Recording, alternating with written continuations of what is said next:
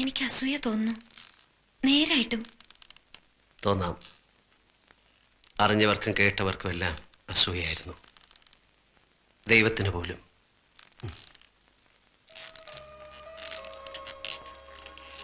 പിന്നെ ഞങ്ങളുടെ മനസ്സ് ചോദ്യം കഴിഞ്ഞു. കല്യാണത്തലേന്ന് ബാച്ചിലേഴ്സ് പാർട്ടി നടക്കുമ്പോൾ പള്ളിക്കൽ നിന്ന് അച്ഛൻ വന്ന് പറഞ്ഞു കല്യാണം നടക്കില്ലെന്ന്. കടം കൊണ്ട് കഴുത്തറ്റ് മുങ്ങിയ പാലോമറ്റത്തേക്ക് അവളെ കെട്ടിച്ചു കയറ്റാൻ അവളുടെ അപ്പച്ചൻ മനസ്സ് വെച്ചില്ല. ആ, കടങ്ങളുണ്ടായിരുന്നു, ശരിയാ. പക്ഷേ അത് പെരുപ്പിച്ചു പറഞ്ഞ് നാൻസിയുടെ അപ്പച്ചനെ വിശ്വസിപ്പിച്ച പാപ്പച്ചന്റെ മോഹം ഞങ്ങളുടെ കല്യാണം മുടക്കുക എന്നതായിരുന്നു. ആ മോഹം അയാൾ സാധിച്ചു. മിന്നു കെട്ടുന്നതിന്റെ തലേ രാത്രി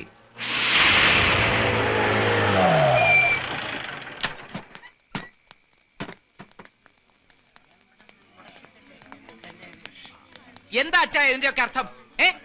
മിന്നേറ്റ് നടക്കാൻ മണിക്കൂറുകൾ മാത്രം ബാക്കിയുള്ളപ്പോ കല്യാണ കാര്യത്തെ പറ്റി ഒന്നുകൂടെ ആലോചിക്കാണ്ടെന്ന് പറയുന്നത് എവിടത്തെ നാട്ടു നടപ്പാ?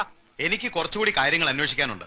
എന്റെ മോളെ അവിടേക്ക് അയച്ചാ അവള് ദുഃഖിക്കേണ്ടി വരില്ല എന്ന് എനിക്ക് ബോധ്യം വന്നാ നമുക്ക് വേറെ ദിവസം നോക്കാം. ഒരുമാതിരി തന്തയ്ക്ക് പറക്കാരിക പറയരുത്.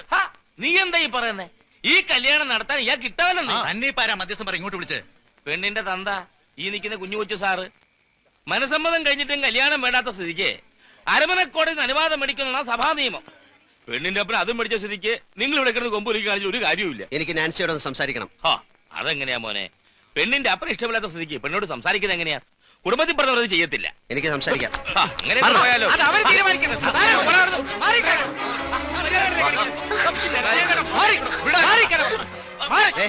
ഇവളെ വിളിച്ചിറക്കി കൊണ്ടുപോകാനാ ഞാൻ വന്നത്. നിനക്ക് സമ്മതമാണെങ്കിൽ നാളെ നിന്റെ കഴുത്ത് ഞാൻ മിന്നു കിട്ടും. വരാൻ തയ്യാറാണോ? തയ്യാറാണോ എന്ന്?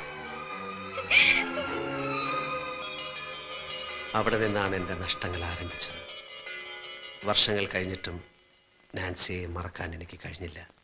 മനസ്സുകൊണ്ട് അവൾ എപ്പോഴും എൻ്റെ കൂടെ ഉണ്ട്, ഇവിടെ ഈ സിംഗപ്പൂരിൽ. പിന്നീട് സണ്ണിച്ചൻ നാട്ടിൽ പോയിട്ടില്ല? ഇല്ല, വേറൊരു വിവാഹത്തെക്കുറിച്ച് ചിന്തിച്ചിട്ടുമില്ല. നാട്ടിൽ നിന്ന് ഫോൺ ചെയ്യുമ്പം അമ്മച്ചിക്ക് ഒന്നേ അറിയണ്ടൂ, എപ്പോഴാണ് എൻ്റെ കല്യാണം. അത് നടന്നു കാണാൻ വേണ്ടി മാത്രം ജീവിച്ചിരിക്കുന്ന പോലെ. ഇനി ഫോൺ ചെയ്യുമ്പോൾ ഞാൻ പറയും, കെട്ടാൻ ഞാൻ റെഡി. ഇവിടെ സുന്ദരിയായ ഒരു നസ്രാണി കൊച്ചിനെ ഞാൻ കണ്ടുവച്ചിട്ടുണ്ട്, ദിവസം നിശ്ചയിച്ചോളാം. അപ്പൊ നാൻസി? അവൾ പോയി. കഴിഞ്ഞ വർഷം എനിക്കൊരു വെഡിങ് കാർഡ് കിട്ടി. വധു നാൻസി, വരൻ എൻ്റെ കുടുംബം തകർത്ത പുല്ലാങ്കുന്നേൽ പാപ്പച്ചൻ്റെ മകൻ പോളച്ചൻ. ഇതാ പറയണത്, വിലപിടിപ്പുള്ള ഒന്ന് നഷ്ടപ്പെടുമ്പോ മറ്റൊന്ന് നമ്മെ കാത്ത എവിടെയോ ഉണ്ടെന്ന്.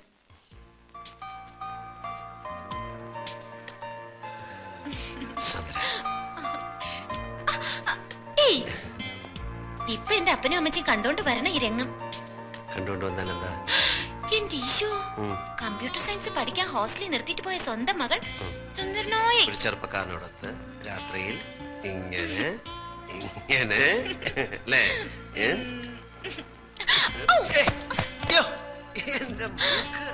സോറി സോറി കേട്ടോ. പുതിയ ഇത്രയൊക്കെ ആയ സ്ഥിതിക്ക് ഞാൻ സണ്ണിച്ചാനുള്ളതല്ലേ? അതെ, അതുകൊണ്ടാണല്ലോ.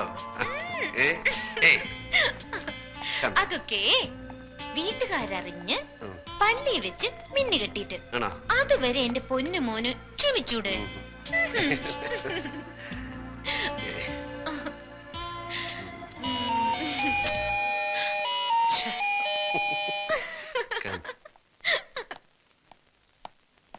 Stay here.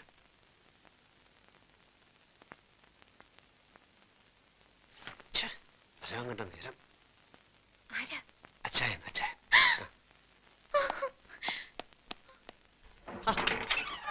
അച്ചായൻ എന്താ ഈ നേരത്തെ?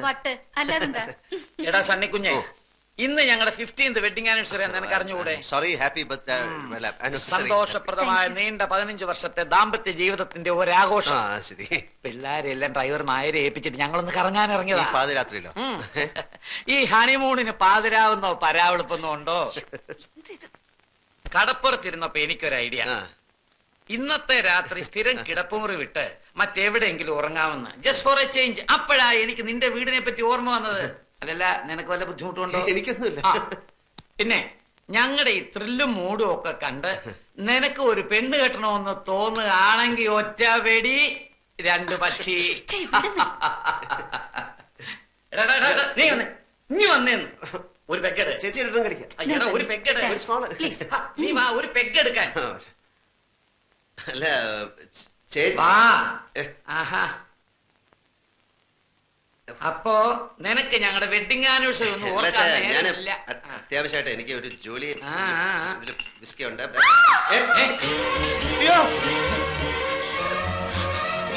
അവിടെ ഒരു പെണ്ണ്. പെണ്ണ എവിടെ? ഒരിക്കലും ഈ രാത്രി എങ്ങനെ പെണ്ണ് വരാൻ? അവിടെ ഒരു പെണ്ണ്. പെണ്ണൊന്നുമില്ല അവിടെ.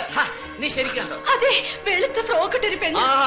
അയ്യോ, അത് ഞാൻ പറഞ്ഞിട്ടുണ്ടെന്ന് തോന്നുന്നു. ഇവിടുത്തെ ജോലിക്കാർ പല്ലും കണ്ടേ നമ്മളെ ഈ വീട് വാങ്ങിച്ച ഫ്രഞ്ചാരി മദാമേടന്നല്ലേ, അവരുടെ ഒരു ആന്റി ഇവിടെ പോയിസൺ കഴിച്ച് മരിച്ചിട്ടുണ്ട്. അവർ രാത്രി ഫ്രോക്ക് ഇട്ടുണ്ട്.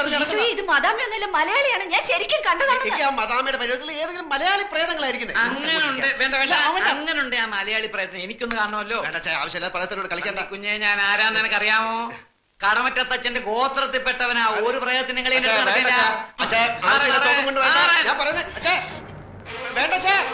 സണ്ണി കൊണ്ട് പോകണ്ട.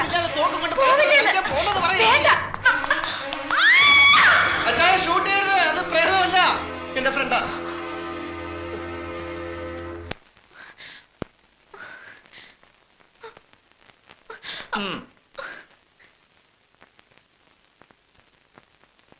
ചേച്ചി, ചേച്ചി തെറ്റിദ്ധരിക്കരുത്. ഞാൻ പറഞ്ഞേക്ക്, സത്യമായിട്ടും ഇത് ഞാൻ കെട്ടാൻ പോകുന്ന പെണ്ണാ. അച്ഛാ, ശബ്ദിക്കരുത്. ഞാൻ ഈ പ്രയത്നോടും സംസാരിക്കട്ടെ. എന്താ നിന്റെ പേര്? സാന്ദ്ര. സാന്ദ്ര വാളുക്കാരൻ. നിന്റെ അപ്പന്റെ പേരെന്താ? ജോൺ വാളുക്കാരൻ. അയക്ക് സിംഗപ്പൂരിൽ എന്താ ജോലി? ബാങ്കില്. എന്താ ജോലി? ബാങ്കിൽ വർക്ക് ചെയ്യുന്നു. നിന്നെ ഇവൻ കെട്ടുമെന്നുള്ള ഉറപ്പാണോ? അതെ. ഉറപ്പാണോ? അതെ. നടക്ക. നിന്റെ അപ്പന്റെ ശരിയായിട്ടുള്ള അഡ്രസ്, ഫോൺ നമ്പർ എല്ലാം ഇതിൽ ഫീഡ് ചെയ്. നടക്ക. എടാ, ഇത് സത്യമാണോടാ? അതോ ഞങ്ങളെ ബോധിപ്പിക്കാൻ വേണ്ടി നീ ചുമ്മാ കള്ളം പറഞ്ഞാണോ? സത്യം. എന്റെ മരിച്ചുപോയ ചാച്ചനാണ് സത്യം. എടാ, ഞാൻ അമ്മച്ചിയെ വിളിച്ച് പറയാം. പറ, എന്നെ വിശ്വാസമല്ലേ, ഞാൻ തന്നെ വിളിച്ചുതരാം.